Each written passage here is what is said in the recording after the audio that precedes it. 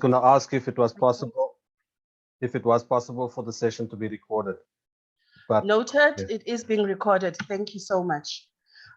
Without wasting time, let me ask Nadine to start, and Lamise will assist you if you would like to share for a presentation. Nadine, over to you. Thanks, Khanyi. Thanks to Lamise and the DFA for inviting us to do that. Look, we didn't really prepare a presentation as such, as we thought this would be more conversational. And, you know, I'm happy to go just straight into any questions that are there. Yeah, just to say from my side, as working in nonfiction, we've recently closed 2 special documentary calls.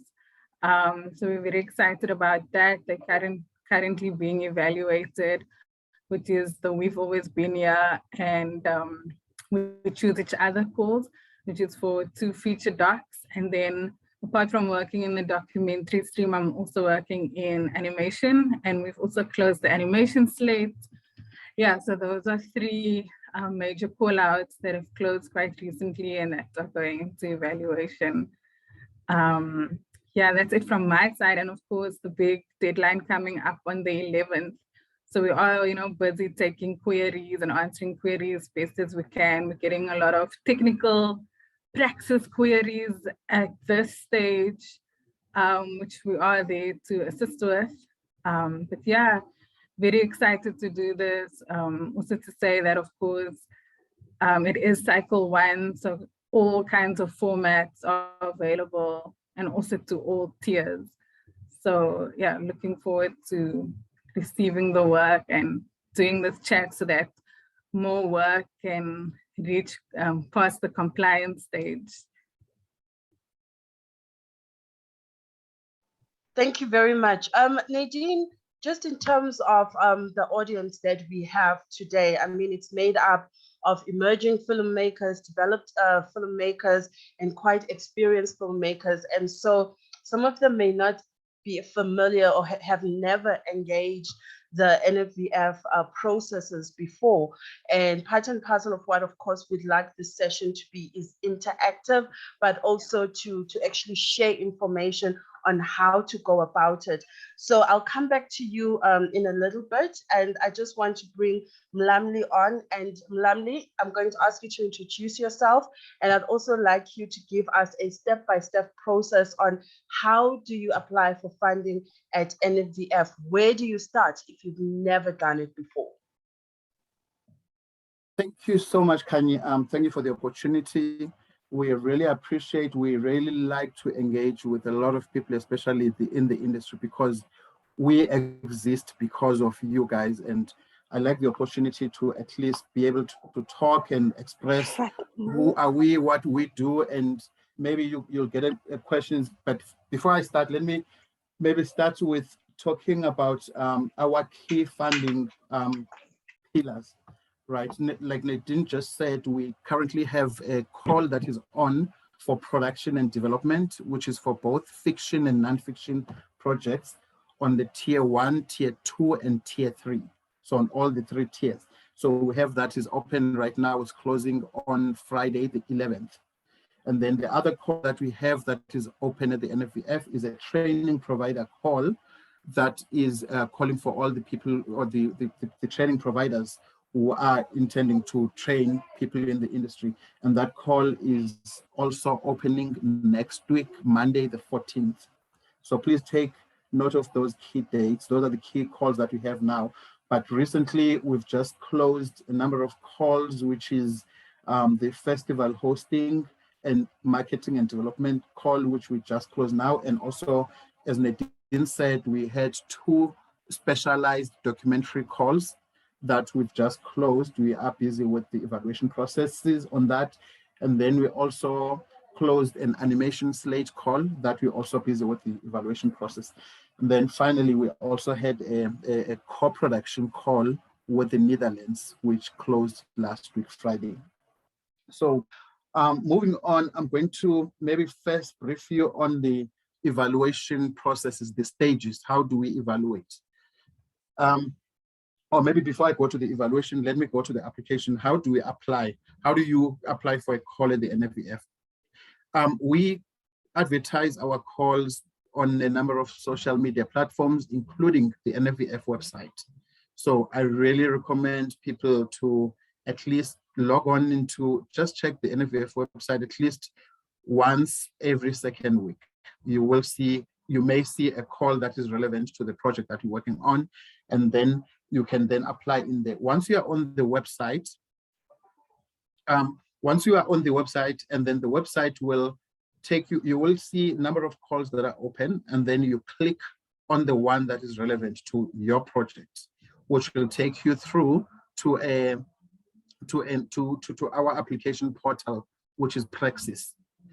That's where now you will log on. To log in, first thing, you first register. You'll get a small screen that will ask you your key things like your name, your surname, your ID number, and your email address. And then it will allow you to register, and then it will issue you a number, which then once you register, you use that number as your project number, and then it will direct you to exact application that you want to apply for.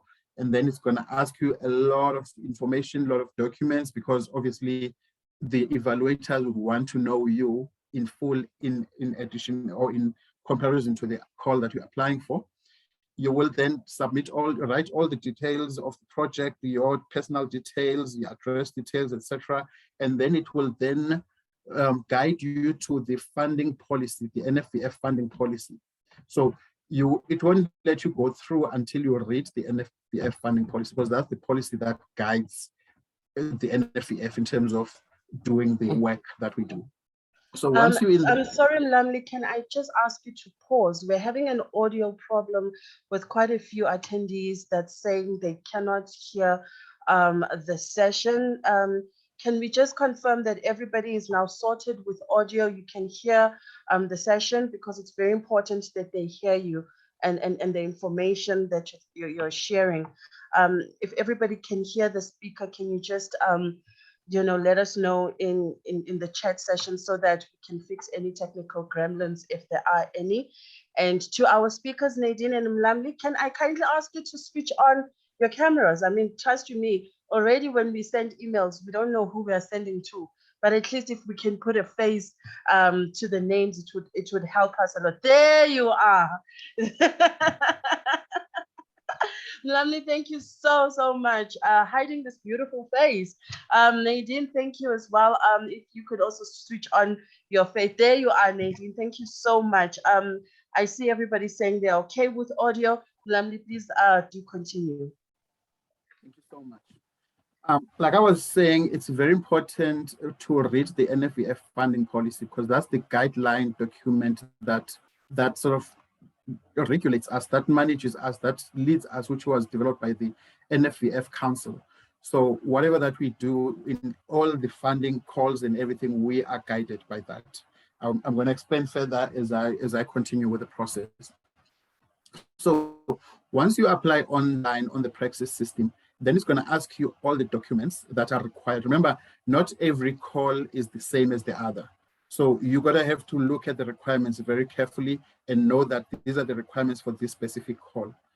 And then you will then have to upload all the requirements one by one. Now, one of the things or the main challenges that we always get, especially from my department that works on the applications and the compliance and stuff, is that people forget those small things. Like if the document specifies that the ID copy, for example, must be certified within the last 6 months. That is very important. If it's certified within 7 months and not the last 6 months, that is an automatic disqualification.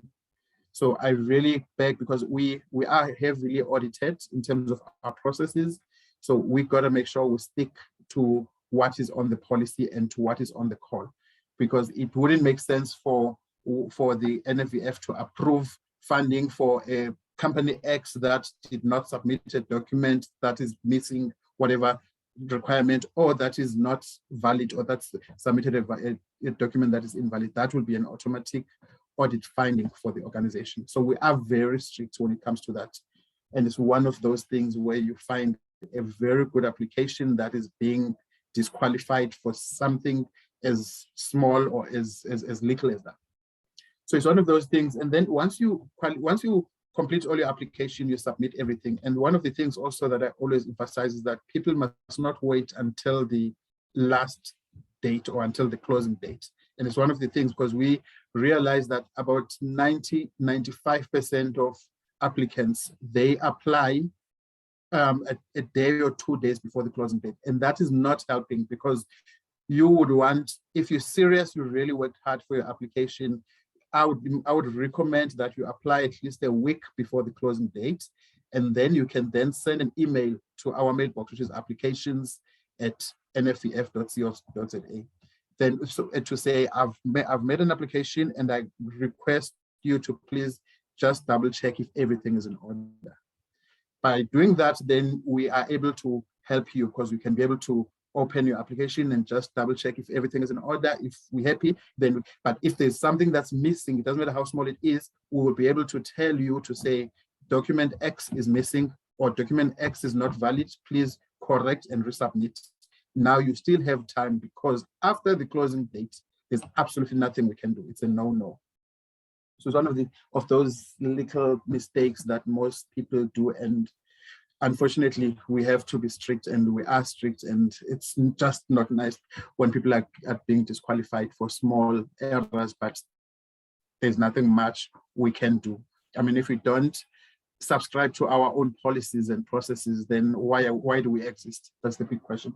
And also, remember, we also, as a state entity, we have to be fair to all applicants. So we can't accept one and not accept the others. So we've got to be very strict with our processes. So, okay, once you apply and then your application is on time and everything is there, then perfect. Then it goes then to the first evaluation process, which is the compliance that I just spoken about. The compliance is where the team looks at the documents as to how compliant are they to the call. The minute there is one small thing that is not there or not compliant, unfortunately, that application will be disqualified. And then after compliance, it then goes to the next level, which is transformation scoring. Remember, as the NFVF, it's one of our goals or our mandates to redress the imbalances of the past. And therefore, we've got to look at all those things of the elements of transformation, you know, them, the gender, the provinces where you apply from, literally everything around transformation. So we do scoring on that, and it allocates you points, but it doesn't disqualify you. It's not a disqualifying factor, but then it's a factor that will give you points as we go on to the next level of the evaluation process. And then the next level, because now then what happens with all those applications that are compliant, they will then be allocated to evaluators, which is panel advisory, which is basically the industry experts, people that get employed by the NFVF, not the NFVF staff, but the industry expert, the outside industry expert.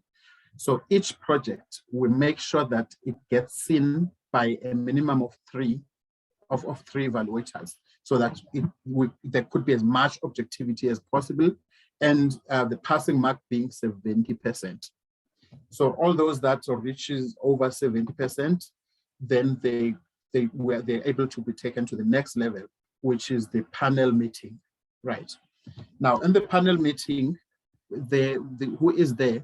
It's obviously all the panelists that have evaluated all the projects, and we're looking at every single project one by one. We discuss it fully, and when we discuss it, the aim is to find out the merits, and obviously there's also issues of budgets that also limit us, because if we have a limited budget, we may still have, assuming we've got all the projects past 70%, but then the budget is not enough for all the projects, then we will have to look at the projects that have passed highest. For example, those who've gotten 80s and 90s, those would be the ones that would be taken to the next level, which then the next level would be the council meeting, which is where now the council will make that final approval. They will look at everything that's been recommended by the panel in those panel meetings, and then they will then make a decision in there as to which projects they'll do basically they do the oversight. 9 out of 10, most of the time they agree with everything that the panel does, but if the panel have missed something, then the council will be able to address that. And then either they put that project back to the panel for discussion, or they make a decision that will be binding. So that's basically the process. And then what we normally do, for those projects that were not successful, especially with regards to tier 3s. Remember, tier 3s are the new entrants in the industry. So those are the people who have maybe produced a one-shot film or have not produced a film at all, possibly people like graduates joining the industry. So those are the people that we will really look most into empowering. So we give them notes every single time when they've applied. We make sure we compile notes from the panelists so that they will know that what went wrong when they're doing their next application. But then if you are a tier 1 or a tier 2 applicant, you can still request notes, but we don't send them automatically. But if you do want them, yes, you can email me or email the applications team. We will be able to assist you with notes. And then what else from my side? And then the issue of appeals, we do get a lot of appeals from applicants that were not successful. And the appeals, they're not handled by the NFVF team, they're handled by the outside team, which comprises mainly of the chairpersons of those panel meetings. So those will be the people that will be looking at the appeal. If you're appealing as to why did your project not get funding. However, what they look at, they don't look at this, what I call small issues of compliance, like the issues where you forgot to get your ID certified and stuff like that. They don't even look at that. That one is an automatic dismissal or disqualification. They do look, however, in a situation where you do not agree with the notes that the panel has decided or has used to judge or to evaluate your project, then they will look at all those things. But then at the end of the day, we all know the decision is based mainly on the availability of funds. But we as a state entity have to try to be as fair and as of high integrity as possible. And I think I'll pause from there. Nadine, if you want to add anything, I will allow you. Thanks. Thank you very much, Mlamli. Over to you, Nadine. Yeah, and just a few things to add there, that you have to tier yourself correctly. Obviously, your higher tiers have a bit more funding, the funding caps are higher, but it is a disservice to yourself to tier yourself incorrectly, because that might, count against you when panel evaluates your project. You also have to make sure that you are submitting under the correct category. If you want to submit a documentary, but you have by mistake submitted it under the fiction category or vice versa, so on, we cannot accept that application. Unfortunately, it will also be disqualified. And also be aware of your budget cap. So really work on that budget. We can't, so the funding policy is online. Like Mlamli said, you have to download it once you start your submission. Check what the budget cap is for the category you are applying under, because we can't fund more than that. We also can't fund more than the budget that you have presented. So if you present under the budget, let's say the budget cap is 200,000 and you send in a budget for 150,000, we will approve you for the 150,000 and not the 200,000. So those are just some of the things to look out for. I think submitting under the correct category is key, and you just make sure that you are doing that. And also, like Mlamli said, if you submit earlier, these are things that we can assist you with. So if you've noticed, if you've submitted a few days earlier and you notice you submitted under the wrong category or under the wrong tier, then the team can assist you fixing that up. Unfortunately, if you notice it like on the day of the deadline, it is quite challenging for us to make that change. Thank you very much to you, Nadine. Just before we get into the questions, if I want to just hone in on something that I think is also one of the reasons why quite a lot of filmmakers, you know, tend to get turned down, because and this is something that I also learned recently, that at what point as a filmmaker do you engage the NFVF for funding if, let's say, you have not secured other funding? Because you have a distinction between a financial plan and the budget, because your budget is how much you are asking for from the NFVF and what you're putting together, and your financial plan is how you are planning to secure funds from other sources. You need to show that outside of the NFVF, you also have other sources that you have either applied to, or funding is pending, or funding has been secured, so that the NFVF knows that if the overall budget of this film is 1.5 million, but you only qualify in that particular cap for 500,000, they want to know, how are you going to secure the other R1 million? If the NFVF cannot see that, then they won't approve your application, because you have not convinced them that you'll actually be able to finish this film with just the NFVF funding. And I'm not sure whether it's you, Nadine, or Mlamli, that can handle that question. I think both of us Yeah. can speak to it, but just to say there that you can be approved for production funds, but the NFVF won't release its funds. So you have 2 years to get the other funds, and the NFVF won't release its funds until you have those other funds on board. But it is better to have that clear financial plan with everybody on board, so that your process is a lot more smoother. Ramli can come in. Thanks, Nadine. I was going to say exactly the same thing, because remember, if you don't have a financial plan, if you're applying for a funding of, let's say, cap, let's say for 500,000, and yet your project is worth 2 million, and there is no financial plan or nothing that's written in there, you are shooting yourself low, because you remember, you will be competing against other filmmakers who have that financial plan. And when the decisions are being made at a panel discussion, and that's where now they will look at the projects that have got more chances of being realized. For example, if your project budget is so high and there is absolutely nothing you've done or you're showing to show that you've got a plan that you're working on, then you're not really helping. You're not helping the panel basically to be helped, because remember, like I said, it's a competition. So if there are other projects that's got a stronger chance of success, then those projects will be looked other than yours. Thanks.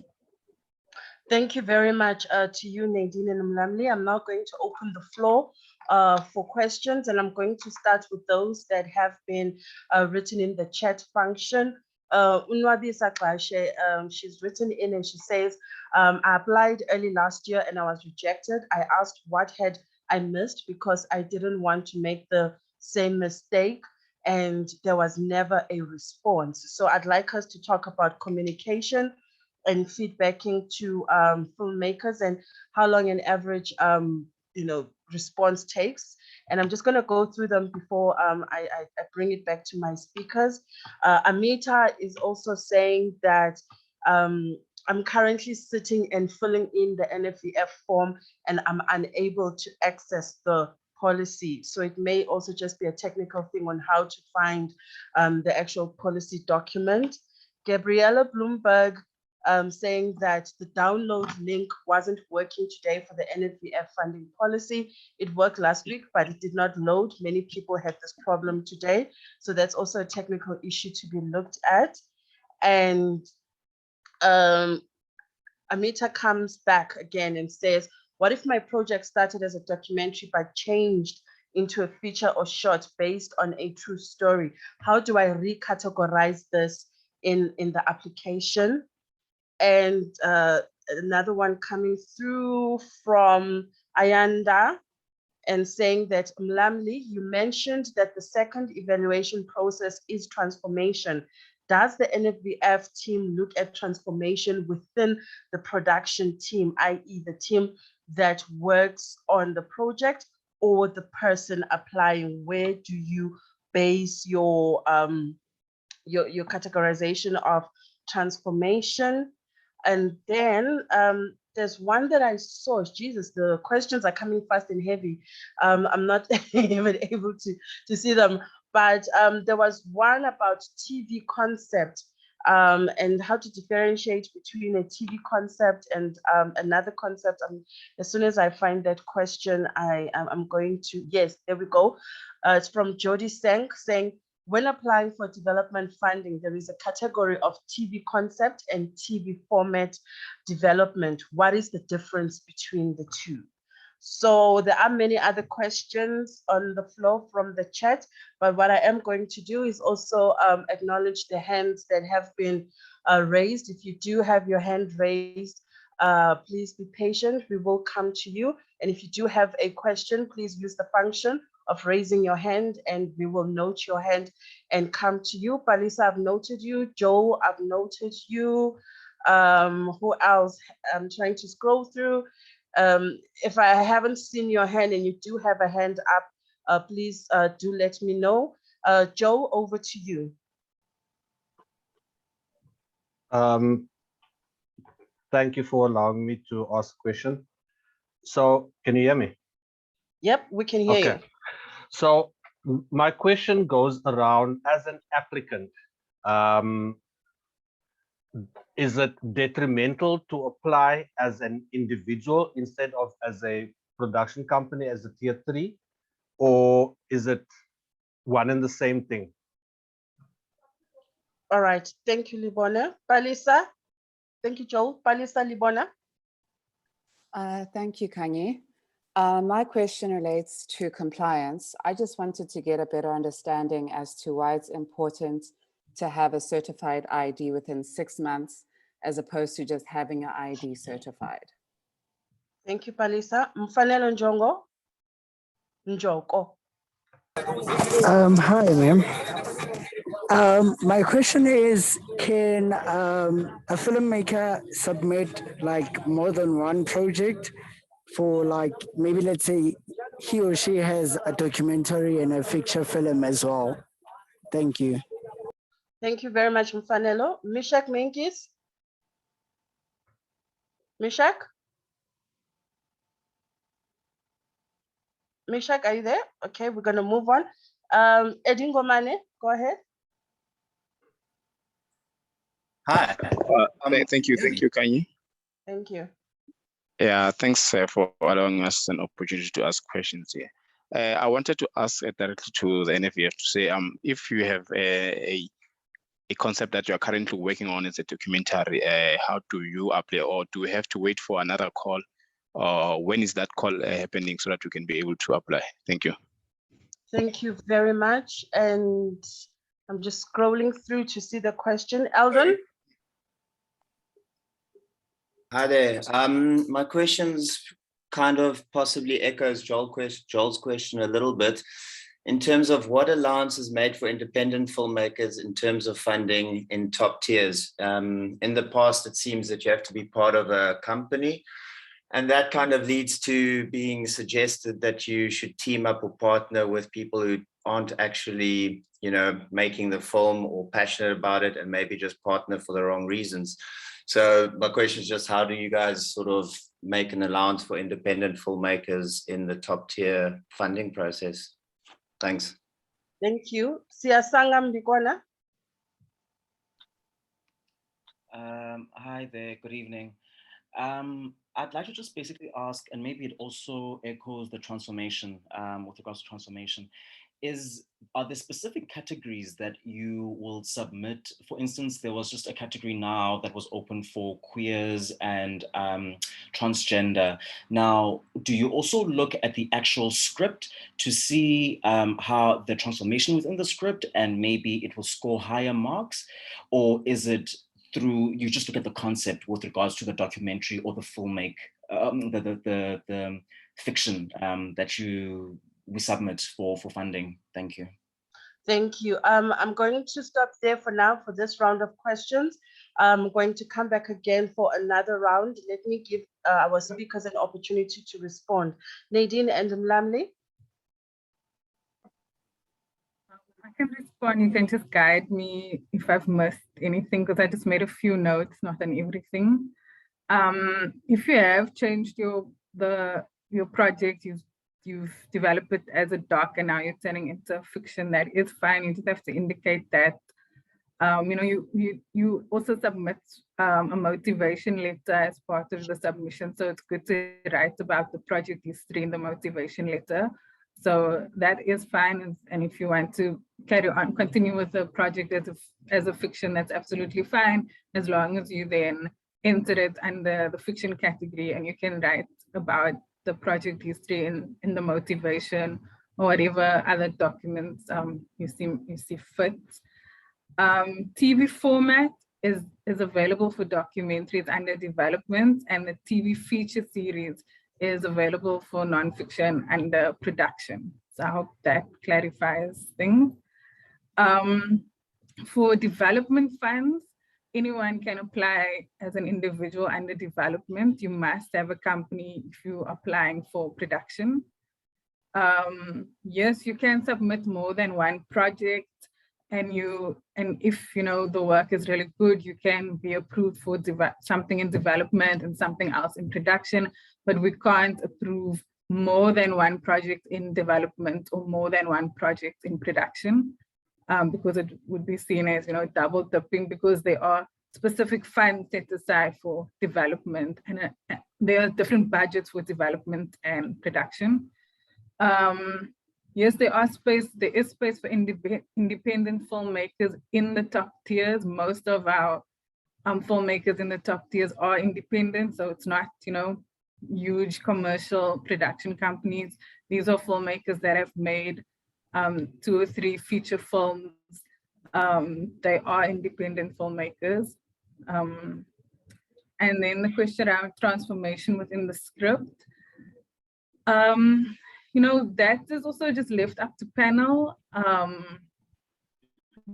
to evaluate. I think, we are looking for creativity. There are certain things. I mean, we do live in South Africa, and we'd like the projects to be representative of the country or of the culture, and so it really just depends on context. There's no hard and fast rule about scripts per se, but it is heavily debated within panel. Thank you very much, Nadine. Mlamli, if you can handle the questions that Nadine did not get to. Yes, thank you so much. I think the first question was the question on the feedback. When does NFVF give feedback? We give feedback constantly. Remember, the council, the whole call normally takes about 3 months plus minus to be completed throughout the whole evaluation process. Then after the final stage, like I said, is the council meeting, where the council will meet and discuss on the report that we send to write to them based on the panel evaluations and the panel meetings. Then after the council meeting, within a week from there, we then publish the results of the successful applicants on the NFVF website. And then immediately thereafter, we then communicate to the unsuccessful applicants to let them know that the application have been unsuccessful, more based on whatever level it's based on, whether it's based on the evaluations, discussions, or it's based on the compliance. So we do send that communication constantly. And in an event where someone has applied for a while and by whatever reason have not received any feedback, they're more than welcome to send us an email or call us. We will definitely, my team and myself will work very tirelessly on that to make sure we respond within at least 2 days. So on that, we're trying very hard to communicate as much as possible. And then on the issue of, okay, the policy document access, yes, there was an error today. I've handled a number of queries on that. I believe they have sorted it out now, which was on the download when people were downloading the link, those who are applying for the existing call, PNT call. And then the question of transformation, okay, I didn't touch into it. The transformation, remember, it's got into into two ways, right? It's first scored at the beginning of the application before it goes to panels. Remember, panels are the people who will read the script, will read the entire document. However, the scoring, the transformation scoring, I think somebody did ask, is it based on the applicant or on the team? So we look at mostly the applicant. Of course, that should be the person that will be signing a contract with the NFVF at the end of the day. So the applicant will be the one that is looked highest, but then the team is also very important, because now when it goes to the panel discussion stage, that is where now the panel will look at the entire team as to how transformed is the team. So I think, okay, what's the next question I wrote down? Okay, Palisa did ask something on compliance as to why do we need the certified, why do we need the ID copy to be certified? It's one of those things. Unfortunately, it's what it was. I mean, all the requirements are what was decided by the council, and that is what is on the policy. So we cannot change what is on the policy, but it's, I mean, we review the policy every year, and even now there will be another policy review. So it's one of the things that I will take it up to say if the industry is concerned about why are we asking it certified. But I think it's a standard norm that when people apply the ID copies and stuff, they get certified just to guarantee the validity so that people don't apply. Sorry to interrupt you, Lamli. Not necessarily it being certified, but it being certified 6 months as opposed to, say, it being certified 8 months ago. Why is the time frame so important as opposed to it just being certified overall?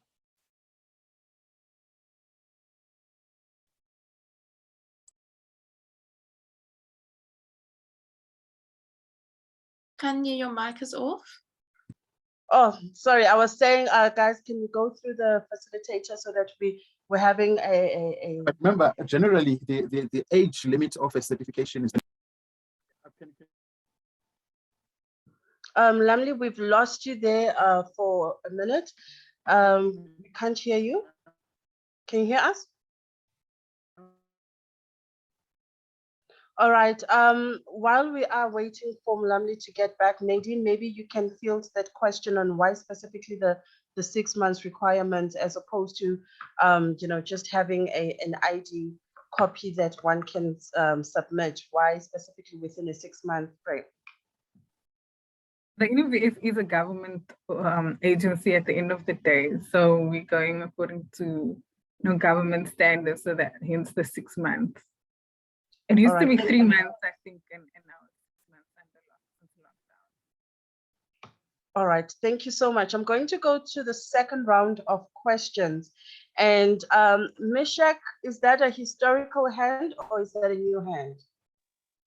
No, it's the same hand. Hi, can you hear me? As in, do you have a second question, or do you have? No, I didn't ask the first question. No, I didn't ask the first question. Oh, of course, we couldn't connect with you. Go ahead, Mishak. Okay, cool. Just want to find out, so what's the relationship between the DFA and the NFVF? And then the second one is, how is the funding released? Is it released incrementally? Like I know, like with the NAC, I did an application where you'd get up to 80%, and only once delivering the final product, you get the last 20%, which I would then have to cover myself until getting the last bit of, if that makes sense. All right, thank you. Noted. Precious Lusupi. Hi, everybody. So my question is, from experience, what has helped applicants increase their merit score during your panel meetings? I do believe that there's certain elements that come up all the time that increase applicants' merit score. If we could get a highlight on those. Thank you so much. Can I come to Lauren Scott? Yes, hi, thanks. I just wanted to ask about the difference between tier 3 and tier 2. What would be the correct one to place if I haven't myself, as my newly registered company or as an individual, produced anything, a film or documentary, but I have 15 years commercial producer experience and am credited as an actress. What tier would you suggest I put myself as? Thank you. Let me come to Saul. Is it Saul Mashaba? Okay, good evening, everyone. I just wanted to check, like normally at school when you're doing what you call director's treatment, visual director's treatment, it includes your what you call your storyboard and floor plans and also the shot angles. Then I wanted to check with NFVF, do I still do this, go the same route of making sure that I have pictures to highlight the storyboard, floor plan, and what else? Yeah, those full-on visual director's treatment, or do you have like the main things that you look into in terms of director's treatment? Thank you, Saul. Gabriella Bloomberg. Hi, thank you. I've got two questions. The first is for development funding in the financial plan summary, is the amount needed only for development funding? You don't need to list the amount needed for production funding, just that it was mentioned that it might be good to show multiple funders, but sometimes the amount for development funding might only be needed by the NFVF.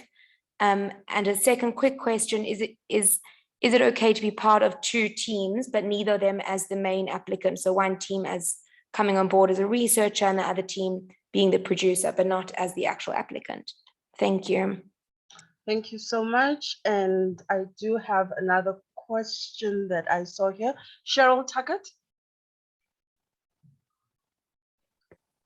Hi, I'm just checking two things.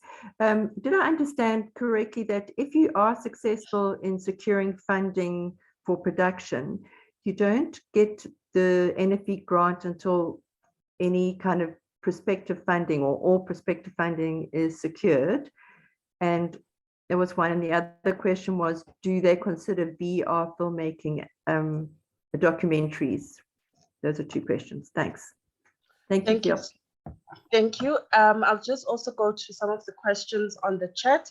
Spelele Lutuli wants to know, after receiving notes for an unsuccessful application, how do you address that you have rectified your mistake within your reworked document?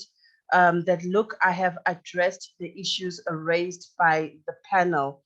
So in other words, how does the applicant highlight that they've rectified what actually led them to be turned down the first time? Gabriella, you have been noted. Uviwe has a question saying, when giving feedback, do you as NFVF advise on how the applicant can rectify his or her mistakes? And then Palisa wants to know, is there a conflict of interest when applying for funding from the NFVF and other South African bodies like the GFC, like the KZN Film Commission, etc.? Nwabisa,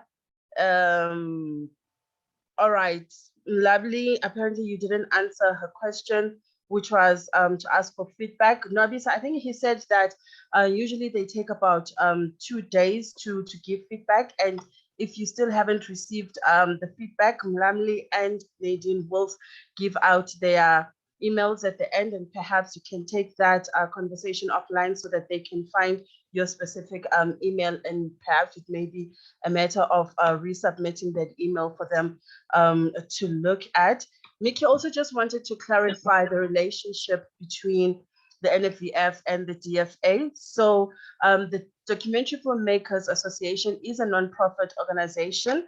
We do represent the interests of documentary filmmakers, and as such, we do engage with various industry bodies on behalf of our members to facilitate engagements such as this. So what you're experiencing right now is actually one of the benefits of being a member of the Documentary Filmmakers Association. And today we've actually made it open, but usually such a session would be a session that we have with our members.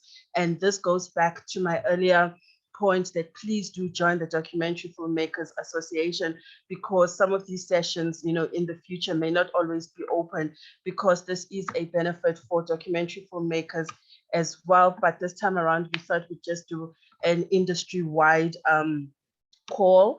And I do have another question from Lonwabo. Lonwabo wants to know, Are the requirements for development the same for production funding? I think Mlamli had differentiated the requirements, but perhaps he can just emphasize them again. And I think for now, those are the questions for this round. Or over to you. I'll start with you, Mlamli. Thank you, Khanyi. I hope I'm back. I hope everybody can hear me now. Yes, we can hear you. Thank you. Oh, thank you. Okay, I'll start with I think there was a question that was asked about the tranche payments. How do we make payments? Yes, the payments, we normally will pay about 70 or 80%. It will be decided depending on the call, which will be paid up front, and then the balance gets paid later on as the project progresses. So that's no, but then again, it's not standard rule.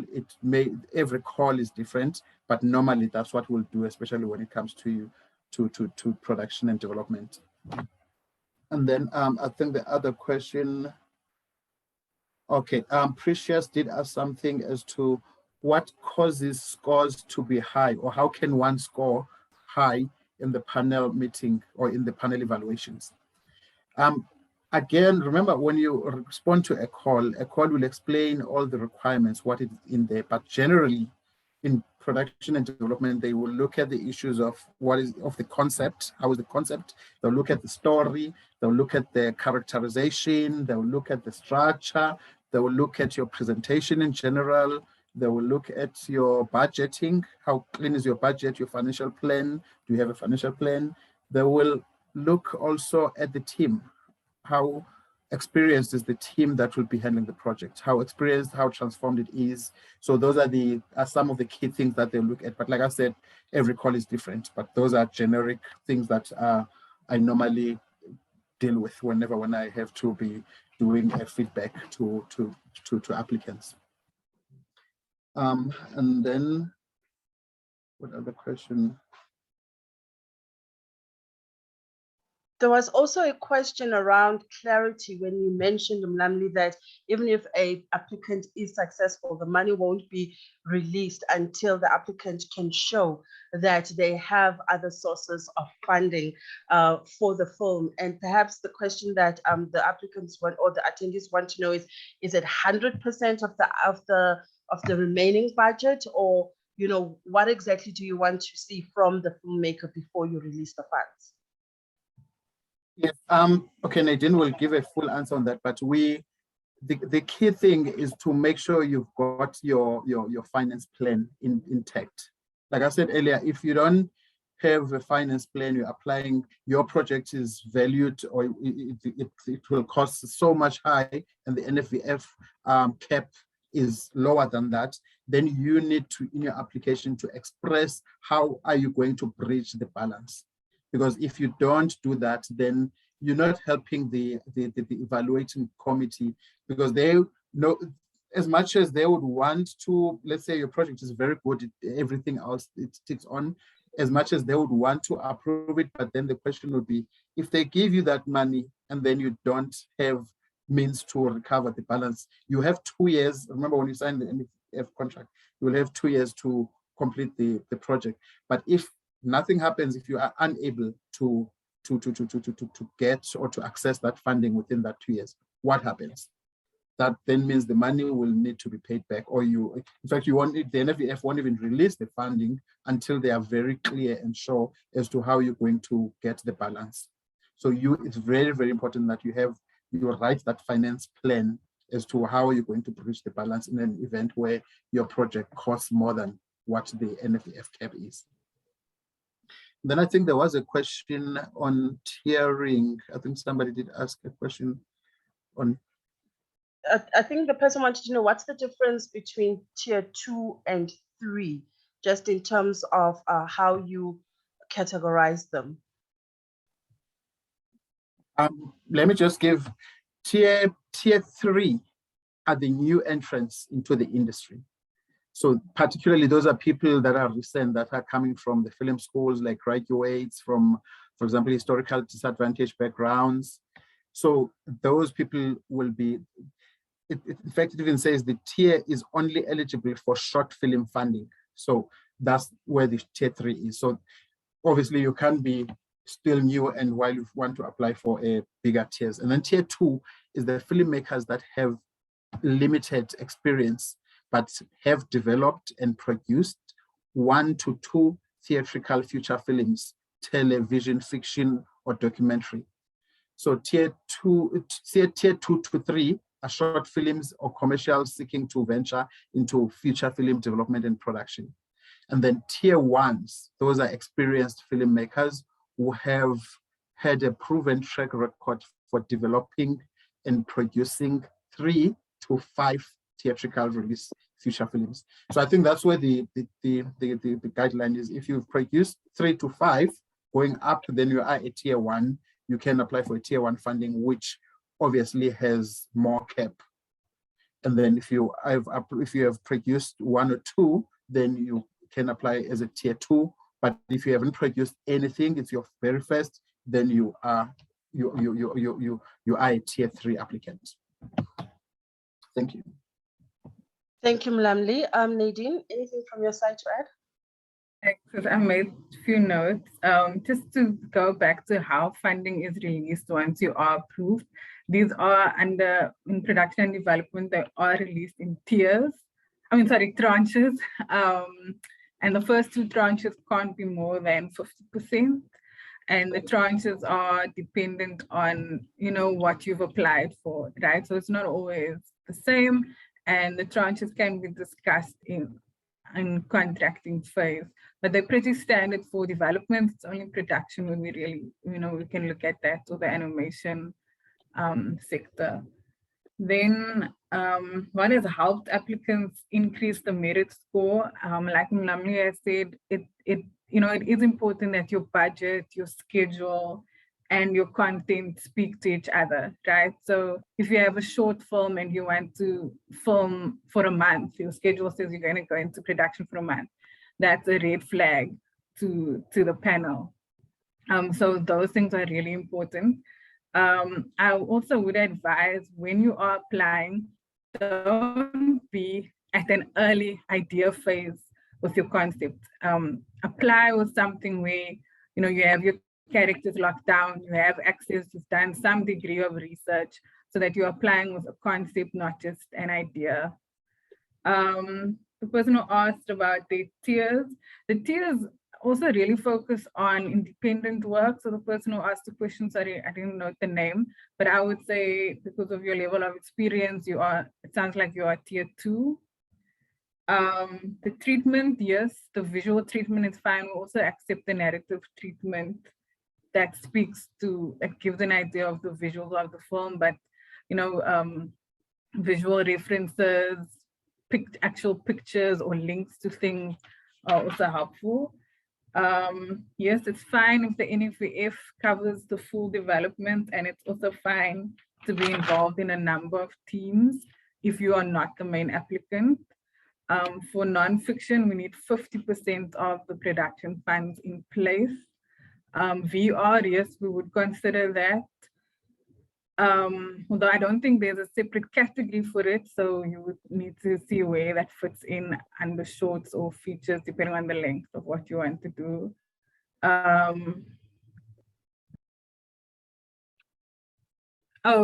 do you prove you've addressed the issues? You can write that in your motivation letter, and of course have implemented the changes in the docs you are submitting. The feedback that you gave from panel, yeah, it's like what they've thought of. Those are their notes that they've made while evaluating the project. So it's a guideline of how you could do something differently. There's no conflict of interest if you have funds from the GFC or KZNFC. That's part of your financial plan. It's actually, it's a good thing. The requirements are not the same across development and production. Because we would expect your project to be at different levels when applying for development and production. So really, you should read the funding policy to get more exact requirements across development and production. Thank you very much, Nadine. We are nearing towards the end of the session. I am going to take a few more hands and I'm going to give preference to those who have not yet asked questions. So if you do have a repeat question, perhaps it may be better to go to the chat. I am going to give preference to those who haven't asked before. Morgan Morris, the floor is yours. Oh shit, but I wasn't prepared. Hi, everyone. Just a quick illustration. Just as someone who has received funding, development funding, I think there are 6 or 7 deliverables along the process, and of the first 4 were all 10%. I got 10% of the funding for each of those 4 deliverables.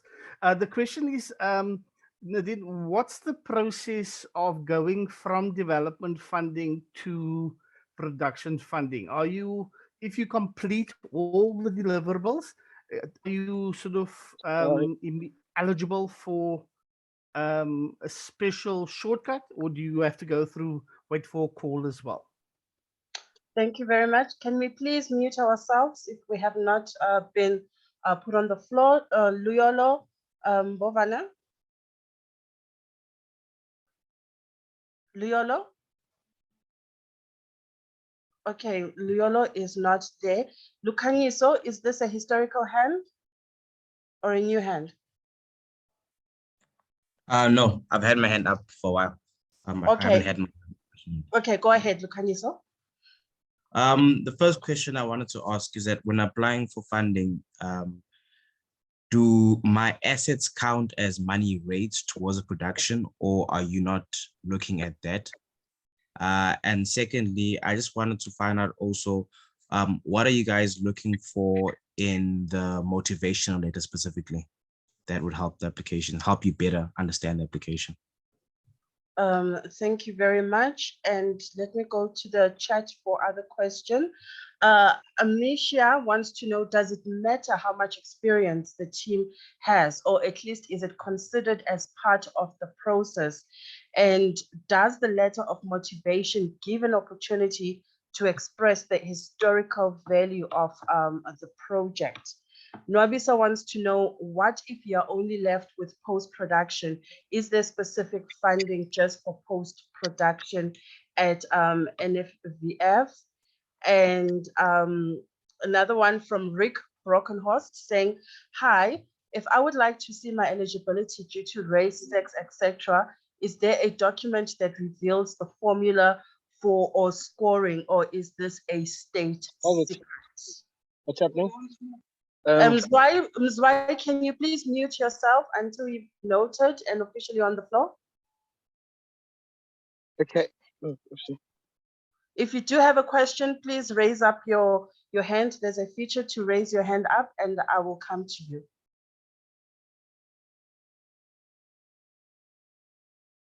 Mzwai, please mute yourself. And then if you do have a question, just raise your hand and I will note you. Thank you very much. Just to go back to Rick's question, Rick would like to know, if I would like to see eligibility due to race or sex, etc., is there a document that reveals the formula or scoring process, or is this a state secret? And I will just take the last few questions. Tricia wants to know, do you release development funding prior to somebody proving that they have secured other funding? I'm not sure if that's applicable for development funding. I think that's for production funding, Tricia, but our speakers will confirm that. And the last question that I'm going to take for this round, Balisa wants to know, when developing a documentary, what is the difference between a treatment and project outline as per the requirement by the NFVF? What are you looking for in the comprehensive distribution and exhibition plan? I'll leave it there for now. Thank you. Lamli and Nadine.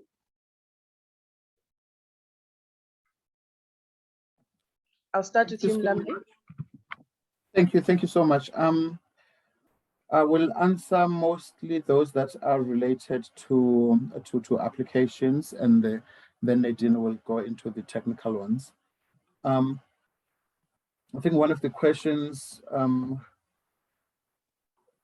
do assets count when, I think somebody did ask, do assets count as a I would imagine, as funding or something that one has in place when applying for project funding. Yes, they do. It's very, very important that you put what is in there, even though there's no specific scoring for them, but they do give an information to the panel that this is a team that is well prepared to deliver the project. So I would say, yes, you can put it in there. It will add value, even though there's no specific counting on it. I mean, there's no specific scoring or mark on it as compared to, for example, what Rick asked in terms of transformation eligibility. The transformation scoring on its own, it's worth 10% out of 100.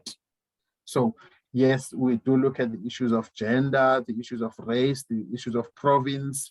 We want to develop mostly, and we get a lot of applications from Gauteng, from KZN, and from Western Cape. And knowingly that those provinces are developed, they've got their film commissions as compared to smaller provinces like Limpopo, Eastern Cape, Northwest. So we really want to encourage applications from those small provinces, and we want to reach out to them so that the film industry can be as wide as possible, even to the most rural areas of our society. And then somebody did ask, is there funding for post-production? Yes, we do have funding for post-production. They can look at the call that is currently on. I do believe there is a post-production element in there. So for the call that is on now, the production and development that is closing on Friday. What else? Somebody did ask, does experience matter?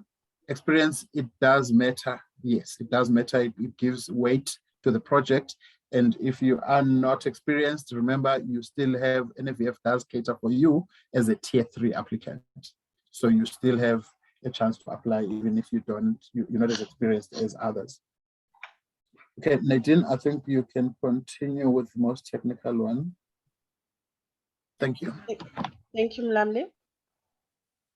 Yes, if you have gone through the development process with the NFVF and now you want to submit that project or apply for production funds, I think I've just answered the question. You have to apply again.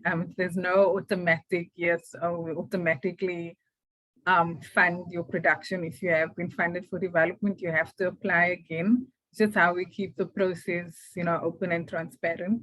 So you have to submit again. Yeah, motivation letter. I think it's best to keep that very personal. Why does the project matter to you? I think that, and the importance of the project, so on. So motivation is just really, what is your motivation for telling the story? For development, again, look at the funding policy that you have to download when you do make the submission. We either will fund you the capped amount or the amount that you submit with. And then treatment versus outline. I don't think there's enough time here to go into that. So I really encourage filmmakers here to engage with all the filmmakers within the DFA to discuss those documents. But just to say that your treatment is a more visual document and your outline, that's where we want to understand the structure of your story. Distribution plan, that really depends, the importance of that also depends on what you are applying for. But we don't want you to make the documentary and then it just sits on the shelf. What is your plan to get it to the audience? That's very key. Thank you so much. I'm taking the last round of hands as we do head towards the wrap up. Note Mickey straight after that, Papi Mofokeng, I'll come to you. Mickey? Thanks, Khanyi, and thanks very much for the session, NFVF. I'm wondering with regards to Mlamli's statement earlier about the 2-year period as per contract to raise the completion funding if you do receive production funding.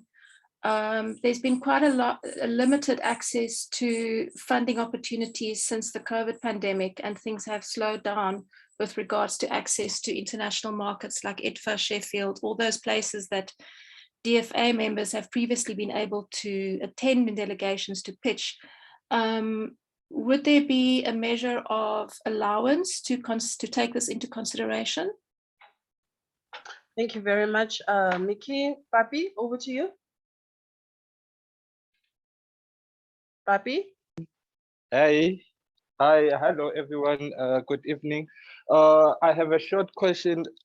I'd like to know, does the funding allow the co-production if you like to probably co-produce with experienced producer or something like that? And secondly, I think that will be for Thai 3, for emerging filmmakers who are still developing and all that. What does NFVF have for emerging filmmakers to be able to connect with the more experienced filmmakers to assist them in productions and all that? I don't know, something like probably a social connection club. I don't know what will I call that properly and all that, but a program whereby emerging filmmakers and developed filmmakers, they kind of like come together so that they can share whatever experience and all that, and they can even be form bond relationships so that they can help each other along the productions and all that. Thank you. Thank you so much. Eddie, is this a new hand or an old hand? It's a new hand, Chair. And Go thanks ahead. once again. Yeah, in fact, I couldn't get a response on my question I raised earlier. And I even sent on the chat box saying I wanted to find out if maybe you have a content that you are currently working on. Does NFVF allow us to apply, or do we have to wait for another call for application? If there is such a call, when is that? Thank you. Thank you so much.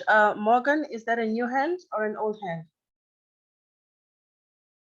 My apologies, it's an old hand. Thank you. Saul, is that a new hand or an old hand?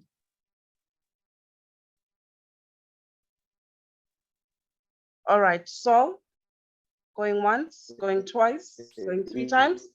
All right.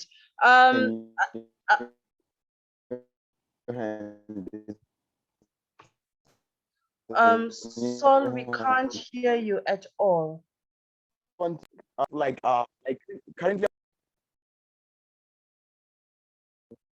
Okay, so maybe try and type your message in the chat box because your line is not clear. Ladies and gentlemen, I'm going to give our panelists the last opportunity to respond. And then after that, you will have an opportunity to email them any other outstanding questions that you may have. They will be sharing their emails with us. To the panelists, please go ahead. Mlamli, I'll start with you. Thank you, Khanyi. Thank you, colleagues. Look, to answer, I'll start with your question, Mickey. You asked about the 2-year raising production funding and also the relevant issue or the effects of COVID-19, which is very relevant. I mean, that's a very good question. I think the policy, Nadine will clarify further, but I think on the policy, it does specify that if within the 3 months or before the 3 months of that 2-year ends, you can contact the NFVF and express the situation, and then a decision could be made as to how best to encounter in exceptional circumstances like this one. So it's not a question of saying you are completely closed and therefore it's off, but it's a conversational. It's something that we can take it up to the CEO, and then, because I do think the policy does allow it, I will check it further and give you more answer. But Nadine, if you have, you will respond there. And then Papi, you did ask a question about, do we allow co-productions? Yes, the answer is yes. In fact, it's one of those things that will promote, if you feel like on your own stand chances of you getting, because remember at the end of the day, it's about the project success. So if your project will succeed, if you collaborate with an experienced producer, why not? So we will look at it, and that will give more merits to your application, because it means you are aware of your limitations and therefore you are getting assistance from somebody senior or from somebody who is more knowledgeable in the industry. And then the other question, can you apply if you have a contract that is in place? You can, I think the policy is saying if it's within the same sphere or section of funding, the answer is no, you can't. So we'll look at it when we do the what you call filtering. This is where now we'll look at whether do you have any project that is unfinished, and if the answer is yes, then it doesn't make sense for us to take your application further. But if you're applying for a complete different funding, for example, you're applying for a marketing and development, then that's different. If you're applying for a marketing and development while you have a production funding that is still active, that we can look at it. That's a complete different funding format, so we can look at that. But if it's within the same section, then the answer is no. I think that's all I could record. Thank you, Nadine. If you have anything to add. Yes, Mlamli, I think, yeah, you covered it. Just to say that, yeah, if you are tier 3, the support that we do give is we match you up with a story editor. We do have story editors or script editors that are linked to the NFVF. So you will be matched with the story editor, or you choose a story editor, and they work with you across all the deliverables that are expected. So that is the extra support that we do have for tier 3s especially. Thank you very much to you, Nadine. To my panelists, can you kindly give, just type in your emails in the chat box, Lamli and Nadine, so that the attendees can just record them. And if there are any other outstanding questions that haven't been covered, then those can be directed to you via email. I did say we have a DFA mug that we're going to be giving out, and I just chose randomly. If I didn't choose you, I'm sorry. But I think I want to say, Palisa, you are our winner. Thank you. You've had so many insightful questions, Palisa Libona. Please also put your email in the chat. If you are still around, please do put your email in the chat so that Lamis can work on getting the DFA mug to you. Now, ladies and gentlemen, this is how we also officially come to the end of our session. I'd like to take this opportunity to first of all thank Nadine Kluter as well as Mlamli Kama from the NFVF for joining us and sharing this information. I hope that this can happen with every funding cycle so that even the new people who have not engaged with funding before can have an opportunity. Thank you for the transparency. Thank you for your willingness to cover the wide range of questions that have been raised today. And also thank you to all the attendees who've taken their time to be with us today. And once again, please do join the Documentary Filmmakers Association. The link to this entire recording will only be made available to DFA members and will not be made public. So please, I do urge you to join DFA. And just in terms of costs, for a full membership, it's 350 Rand a year. And we do also have student membership that you can also apply for if you are a student that is in an institute studying full time. It's 200 Rand a year. And I can assure you, you get value for money. We need more documentaries in this country. We need to uplift the profile of documentaries. Nonfiction is needed. We need more documentaries. Ladies and gentlemen, thank you so much for your time. And if your questions were not answered, our panelists have shared their emails. Morgan, I'm sorry, I know you wanted the mug. Please do please do speak to Lamise on the side. You know, she may organize something for you. And ladies and gentlemen, thank you so much for being here. And this is how we come to the end of our session. Sorry, Chair. If possible, can we just repeat the panelists' designations at the end of VF, please? Okay, they have been put on the chat box. I know there's like 37 messages going. Both Nadine and Mlamli have shared their emails. In terms of their designations, Nadine is the Production and Development Manager for Nonfiction, and Mlamli is the Funding Administration Manager. Are you covered there, Joe? Thank you, Chair. Thank you so much. Ladies and gentlemen, it's been a pleasure to have you here tonight, and I thank you for this session. Thank you so much. Thank you so much, Khanyi. Thank you, Nadine, Lamli, Nikki, and all the participants. Thanks, guys. Have a wonderful evening. Thank you. Thank you. Thank you. Bye. Thank you. Same to you. Bye, guys. everybody. Bye-bye. Bye. Bye. Thank you. Bye, everyone. Bye, thank you. Please, Chair, organize more marks next time. Bye. Thank you. I will.